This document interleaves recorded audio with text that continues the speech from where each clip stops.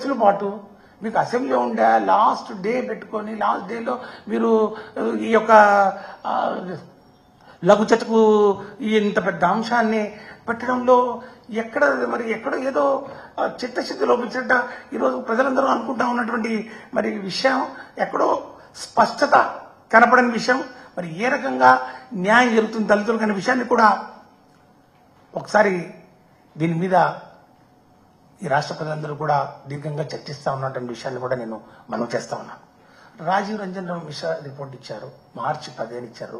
మార్చి 10వ తారీఖున రిపోర్ట్ ఇచ్చినప్పుడు ఆ రిపోర్టు క్యాబినెట్ లో పెట్టారు. పెట్టిన తర్వాత ఆ రిపోర్ట్ పబ్లిక్ డొమైన్ లో ఎందుకు పెట్టలేదు? దాని మీద అందరూ చర్చించే వాళ్ళం కదా. ఏమైనా డౌట్లు ఉంటే దాని మీద మళ్ళీ దాని మీద క్లియర్ గా మనం ఒక స్పష్టత తీసుకొచ్చేవాళ్ళం కదా. మరి ఆయన నిన్న ముఖ్యమంత్రి గారు అసెంబ్లీలో మరి చంద్రబాబు నాయుడు గారు కొన్ని విషయాలు చెప్పారు. ఆ విషయాలు ఏంటో మరి ఎవరికి అర్థం కాలేదు.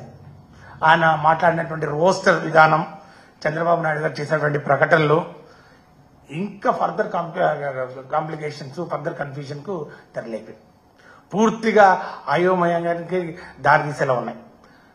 ఈ ఉద్యోగ సంఘాలలో కూడా ఇలాంటి రోస్టర్ పద్ధతులు మేము ఎప్పుడు చూడలేదు అని చెప్పి నాయకులు కూడా చెప్తున్నటువంటి పరిస్థితి మనం చూస్తా ఉన్నాం. అదొక కన్ఫ్యూజన్, రోస్టర్ కన్ఫ్యూజన్ ఒకటి. 100 పాయింట్లకేమో 168, మళ్ళీ తర్వాత 177, మళ్ళీ నెక్స్ట్ ఎప్పుడు చూడలేదు అంటా ఉన్నారు. అంతేకాకుండా మళ్ళీ 2026 సెన్సెస్ తర్వాత మళ్ళా అప్పుడు డిస్ట్రిక్ట్ ఒక యూనిట్ గా చేసుకుంటాం, మళ్ళీ ఇప్పుడు స్టేట్ ఒక యూనిట్ గా చూసుకుంటాం. అంటే ఏంటి ఈ లెక్కలంటే? ఈ మార్పులు చేస్తామని చెప్తుంటే అంటే సమస్య మళ్ళా మొదటికి తీసుకొస్తారేమో అనే ఒక ఆందోళన కలుగుతా ఉంది. ఈ జనాభా లెక్కలు క్లియర్ గా లేవు, 2026 సెన్సెస్ మీద పోవాలి, ఇప్పుడు కేవలము స్టేట్ యూనిట్ అంటే ఏంటి? అంటే చిత్తశుద్ధితో కాకుండా మోసపూరితంగా వ్యవహరించడం, సమస్యను పరిష్కారం చేయకుండా దాని మీద మంటలు రేపడం, అవి రేగుతుంటే మేము తన్నుకుంటుంటే అదే చెప్తారు కదా, పేలాలు ఏరుకునే రాజకీయాలు లబ్ధి పొందుకోవడం.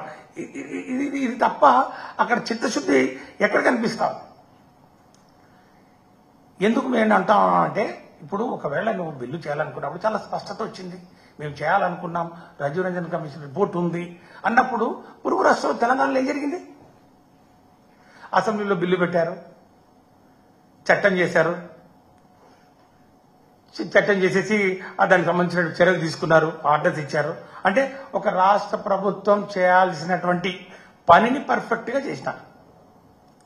మరి ఆంధ్రప్రదేశ్లో దానికి భిన్నంగా జరుగుతూ ఉంది. ఎందుకు ఇలా చేస్తున్నారు? ఎందుకు ఈ యొక్క బిల్లు ఎందుకు ప్రవేశపెట్టట్లేదు? ఎందుకు మరి దీని మీద మరి ఒక క్లారిటీ, ఒక ఫైనాలిటీ ఎందుకు తీసుకురాలేకపోతున్నారు? ఎందుకు ఈ కన్ఫ్యూజన్? ఎందుకు తీర్మానం అన్నారు, తర్వాత లఘు చర్చ అన్నారు, లఘు చర్చ నుంచి మళ్ళీ తర్వాత కౌన్సిల్కి వచ్చాక స్టేట్మెంట్ అన్నారు. దేని మీద? అంటే ఎస్సీ వర్గీకరణ సమస్యకు ప్రభుత్వం పరిష్కారం చూపుతుందా లేదా, లేక ఈ వివాదాన్ని ఇట్లాగే రగిల్చి ఎప్పటికీ ఆరని మంటల్లాగా ఉంచి అందులో చలి కావచ్చుకోవాలనుకుంటుందా అన్న ప్రశ్నలు ఉత్పన్నమై అవుతున్నాయి. ఈరోజు ఇవన్నిటి కూడా ఈరోజు చర్చ జరుగుతూ ఉంది. దీని మీద ఖచ్చితంగా స్పష్టత ఇవ్వాల్సినటువంటి అవసరం ఉంది. ఈ వర్గీకరణ సమస్యను మరి ఇట్లాగే ఒక డోలాయమానంలో పెట్టి అణగారిన వర్గాల వారికి రావాల్సినటువంటి ఫలాలు కూడా రాకుండా అడ్డుకుంటున్నటువంటి పరిస్థితి కనపడతా ఉంది. ఇది కేవలం మేము ఏదైతే ముందుగా రాష్ట్ర ప్రజలందరూ కూడా అనుమానపడ్డారో, మోసపూరితంగా దీని ఏదో వాడుకునే కార్యక్రమం చేస్తా ఉన్నారో, అట్లాగే ఆ దిశలోనే ఇది మళ్ళా పోతున్నట్టుగా కనిపిస్తా ఉంది. దీనివల్ల రాష్ట్ర ప్రజలందరూ కూడా ఆందోళన చెందుతా ఉన్నారు. ఇది మేము ఖచ్చితంగా దీని మీద మరి వాళ్ళు దీనికి సమాధానం చెప్పాల్సినటువంటి అవసరం ఉంది. ఎందుకంటే వీళ్ళు ఇప్పటి వరకు 9 నెలల కాలంలో దళితులకు మరి చదువులు ముందుకు సాగనీయలేదు. ఈ కార్యక్రమాలు ఫీ రియంబర్స్మెంట్లు కానివ్వండి, విద్యా దీవెన, జగనన్న వసతి దీవెన ఏం దాని గురించి మాట్లాడలేదు. ఆరోగ్య భద్రత లేకుండా పోయింది. ఏదైనా భూమి సాగు చేసుకోవాలనుకుంటే మరి కౌలు రైతులుగా మరి ఈ ఎలాంటి సహాయం అందించకుండా మరి మాకు తీరని ద్రోహం చేస్తా ఉన్నారు. అంటే ఒక పక్క వర్గీకరణ సమస్య తీర్చకుండా అలాగే ఉంచి మోసపూరితంగా వ్యవహరిస్తూ, మరోపక్క అభ్యున్నతికి తోడ్పడే పథకాలు ఇవన్నీ తీసేశారు. ఇవన్నీ వెన్నెముకలాగా జగన్మోహన్ రెడ్డి గారి ప్రభుత్వం ఇచ్చినటువంటి మరి పథకాలు ఏవైతే ఉన్నాయో మా వర్గాలకు భరోసానిచ్చే పథకాలు, ఫీ రియంబర్స్మెంట్ కానివ్వండి, వసతి దీవెన కానివ్వండి, విద్యా దీవెన కానివ్వండి, ఏమీ లేవు. తల్లికి వందనం ఉన్నారు, అది ఇంకా మొదలు పెట్టలేదు. ఇంగ్లీష్ మీడియానికి దూరం చేశారు. పాఠశాలలో నాడు నేడు లేదు, చేయూత లేదు, రైతు భరోసా లేదు. అంటే గతంలో జగన్మోహన్ రెడ్డి గారు ఇచ్చిన పథకాలన్నీ మరి ఇవన్నీ తీసేశారు. ఇంకోవైపు వారు ఇచ్చినటువంటి వాగ్దానాలు ఏవైతే ఉన్నాయో అవి కూడా అమలు చేయలేదు. మరి ఇప్పుడేమో ఈ యొక్క వర్గీకరణ నెపంతో ఈ ముఖ్యమంత్రి గారి మొదటి సిగ్నేచర్ ఏదైతే ఉందో టెట్ కానివ్వండి, డిఎస్సి కానివ్వండి, దాన్ని ఊసే లేదు. ఇప్పుడు ఈ వర్గీకరణ ఈ కన్ఫ్యూజన్ లో నెట్టారు. ఈ 2026 మరి సెన్సస్ మీద మళ్ళా జిల్లా ఒక యూనిట్ చేయాలంటారు. ఇప్పుడేమో స్టేట్ ఒక యూనిట్ అంటారు. స్టేట్ ఒక యూనిట్ అంటే ఎంత నష్టపోతున్నాం అని తెలుసు కదా. ఎందుకంటే కోస్తా ప్రాంతాల్లో ఒక సామాజిక వర్గం అధికంగా ఉన్నటువంటి పరిస్థితి, మాల సామాజిక వర్గం, రాయలసీమ ప్రాంతంలో మాదిగ సామాజిక వర్గం మరి అధికంగా ఉన్నటువంటి పరిస్థితుల్లో స్టేట్ ఒక యూనిట్ తీసుకుంటే నష్టపోయే ప్రమాదం ఉంది. స్టేట్ ఒక యూనిట్ గా తీసుకుంటే మరి ఎక్కడ న్యాయం జరుగుతుంది? మరి డిస్ట్రిక్ట్ ఒక యూనిట్ చూడాలంటే కానీ మళ్ళా 26 మరి జనాభా మరి లెక్కలు తీసుకోవాలని చెప్పి చెప్తా ఉన్నారు. ఏమిటి కన్ఫ్యూషన్? ఇది కేవలం ముందుగా మేము ఏదైతే అనుమానపడి చాలా స్పష్టంగా చెప్పడం జరిగిందో, ఇది మనసా వాచ కర్మేణ అందరికీ న్యాయం జరగాల, మరి దళితుల్లో మరి ఉపకులాలను విడగొట్టకుండా మరి ఎస్సీల్లో ఐక్యత పెంచడానికి, వారిని బలోపేతం చేయడానికి మరి ఏదైతే జగన్మోహన్ రెడ్డి గారి ప్రభుత్వం కృషి చేసిందో ఆ దిశలో సుప్రీంకోర్టు జడ్జిమెంట్ ముందుకు తీసుకుపోవాలని చెప్పి మేము స్పష్టంగా చెప్పడం జరిగిందో, ఈ రోజు కూడా దాని మీద మేము కట్టుబడి ఉన్నాం.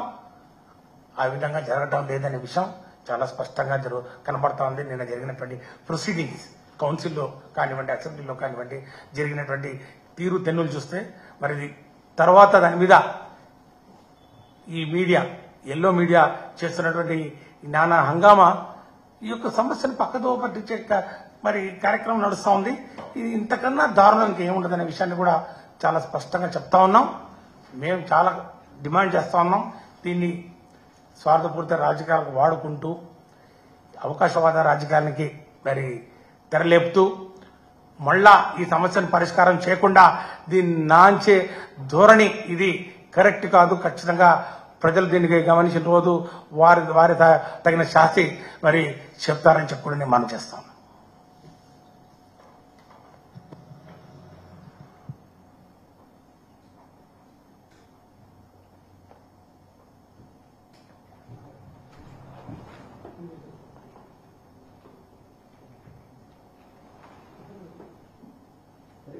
ఏపీలో వర్గీకరణ కావాలని 2 సంవత్సరాలు కోరుకుంటున్నాయా లేదా? అసలు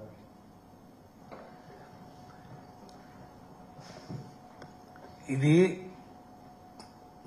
న్యాయపరంగా ఒక సుప్రీంకోర్టు జడ్జిమెంట్ మీద మనం వచ్చింది, మనం చూసాం, దాని వాస్తవాలు చూసాం. సుప్రీంకోర్టు జడ్జిమెంట్ ఏది వచ్చిందో సుప్రీంకోర్టు జడ్జిమెంట్ ఇది. ఈ జడ్జిమెంట్లో ఒక స్పిరిట్ ఏదైతే ఉందో ఆ స్పిరిట్ ఒకసారి మీరు గమనించినట్లయితే మీరు అడిగిన ప్రశ్నకు వైఎస్ఆర్ కాంగ్రెస్ పార్టీ ఒక ఆలోచనతో, జగన్మోహన్ రెడ్డి గారి ఆలోచనతో అట్టడుగు వర్గాల వారికి న్యాయం జరగాలి. ఎవరైతే లబ్ధి పొందలేదో, ఎవరైతే వారికి మరి ఈ డెవలప్మెంటల్ ఫ్రూట్స్ ఏవైతే ఫలాలు ఏవైతే అందలేదో వారికి న్యాయం జరగాలి. దాని మీద కొంచెం మరి తారతమ్యం ఉంది కాబట్టి దాన్ని అడ్రస్ చేసే కార్యక్రమం డెఫినెట్గా చేయాల్సినటువంటి అవసరం ఉందనేది ఒక ఫిలాసఫీ ఉంది. దాన్ని రాజకీయంగా వాడుకోకుండా, అదే చెప్తున్నా కదా, మనస వాచ కర్మేణ వారి ఐక్యతను కాపాడుకుంటూ ఏదైతే జగన్మోహన్ రెడ్డి గారు వైఎస్ఆర్ కాంగ్రెస్ పార్టీ ఆలోచన విధానం ఈ యొక్క ఎస్సీలో ఉన్నటువంటి ప్రధానమైనటువంటి కులాలు 2 కళ్ళుగా భావించి మరి చేయడము, ఆ విధంగా ముందుకు పోవాల్సిన అవసరం ఉంది. తర్వాత ఎవరికి అవకాశం ఉందో దానికి ఎవరికి ఏది కావాలి, ప్రతి ఒక్కరు మాకు కావాలి, మాకు ఎక్కువ కావాలంటారు. కానీ న్యాయం, సామాజిక న్యాయం ఏంటంటే సామాజిక న్యాయం జరగాలి అనేది వాస్తవం.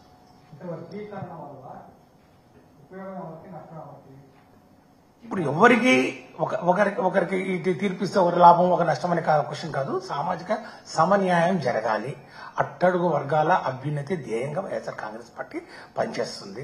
వీళ్ళ యొక్క ఐక్యతను కాపాడుకుంటూ ఈ రెండు ప్రధాన కులాలని రెండు కళ్ళుగా భావిస్తూ వారందరికీ సమాన అవకాశాలు మేము ఇచ్చాం. మంత్రి పదవులు కానివ్వండి, కమిషన్లు మరి కార్పొరేషన్లు కానివ్వండి. కాబట్టి అందరికీ సమన్వయం జరగాలి, అంతేగాని ఒకరికి నష్టం లాభం అనే కాదు.